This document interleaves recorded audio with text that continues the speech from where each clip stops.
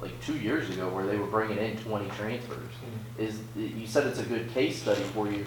What do you see in SMU and how they rebuilt their program to kind of say, hey, we could do this kind of like they did? Yeah, absolutely. And again, I've followed them for a while because Chad Morris and I are very close friends, and we talked probably once a week whenever he was there, and so I kind of know where they were a few years ago, and probably a very similar situation to kind of where we are now, having to kind of pick themselves up by the bootstraps a little bit, and to be able to see the progress that they've made. I think it also shows it doesn't happen, overnight. It just takes consistency, and but they have. I think I don't have the exact study, but I think they brought in close to 80 transfers in the last 4 years, and just completely changed, their team and their roster and their depth.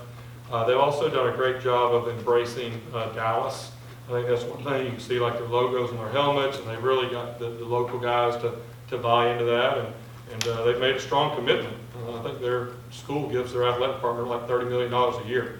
There's a lot of money at SMU, and they've made some strong investments in their facilities and things like that. That gives me encouragement for where we are and the leadership that we have right now at our board level and university level and athletic director. I really think it's a great study for us because there's a lot of similarities in that, and hopefully we can look back and be able to make the same improvements they've made.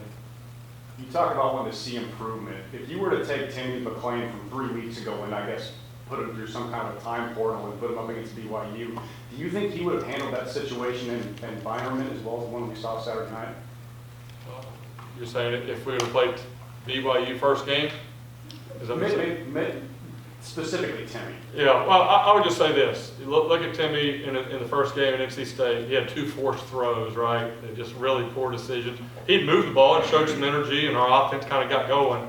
And then he just made 2 careless decisions throwing the ball like you would only do if it was 4th down, game on the line.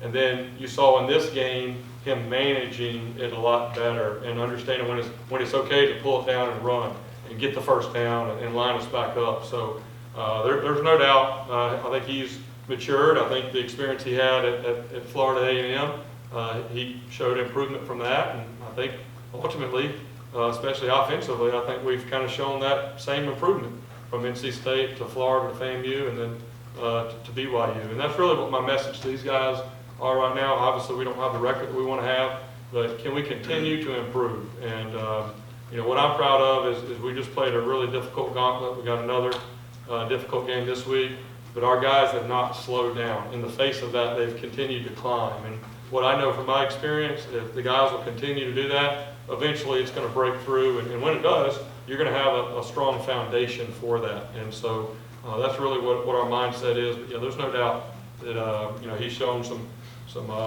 improvement. And I think that experience that he just had and that our offense just had in that environment, being able to go out with no pre-snap penalties and be able to execute on the road late in the game and all that, I think that's going to give us confidence moving forward too in some of these other games.